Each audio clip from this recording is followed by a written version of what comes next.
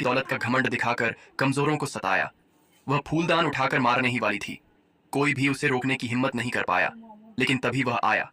उसने फूलदान को रोका, एक हाथ से तोड़ डाला और फिर उसे लात मारकर दूर फेंक दिया। वह दौड़कर लड़की के पास पहुंचा, बोला, माँ की रक्षा करो। उसने अपने भाई को आदेश दिया। तभी उसने देखा, वो जन्म का निशान, उसके खून की पहचान, वह उसकी बेटी थी। आखिरकार वे दोनों मिल गए।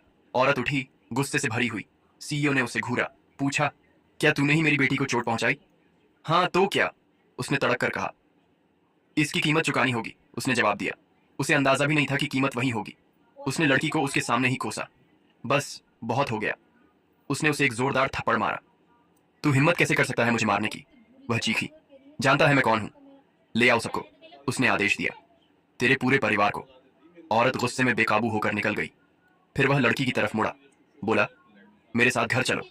लेकिन लड़की ने सिर हिला दिया, बोली, मुझे मम्मी का ध्यान रखना है। उसने कहा, चिंता मत करो, अब तुम अकेली नहीं हो। उसने मां को अपनी बाहों में उठाया और बाहर निकल पड़ा। लेकिन बाहर मुसीबत खड़ी थी। औरत गुंडों को बुला लाई थी। दर्जनों आदमी हाथ में डंडे लिए मुस्कुरा रहे थे। बोले, हीरो बनना है? चल आजमा, तुझे तोड़ देंगे। लड़की भागकर उनके सामने खड़ी हो गई, चिल्लाई, मेरे पापा को मत मारना। नियो, औरत बोली, वरना इसकी कीमत उसे चुकानी होगी। लड़की घुटनों पर गिरने को हुई, लेकिन उसने उसे खींचकर पीछे किया। कहा, कभी बुराई के सामने मत झुको। फिर वह भीड़ की तरफ मुड़ा, बोला, अपना नाम बताओ हर एक, आज तुम्हारा अंत है। अचानक ब्रेक, लाइट्स, टायरों की चीख। सीईओ का पूरा परिवार पहुंच गया। उन्होंने पूछा, हमारी नन्ही परी कहाँ है? चाचा तोहफे लाए थे, बारबी, खिलौने, मिठाइयां। गुंडे जम गए। उन्होंने चेहरों को पहचाना। शहर का सबसे ताकतवर परिवार उनके सामने था।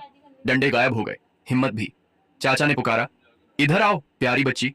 लेकिन वह हिली भी नहीं। बोली, नहीं, मुझे पापा की रक्षा करनी है।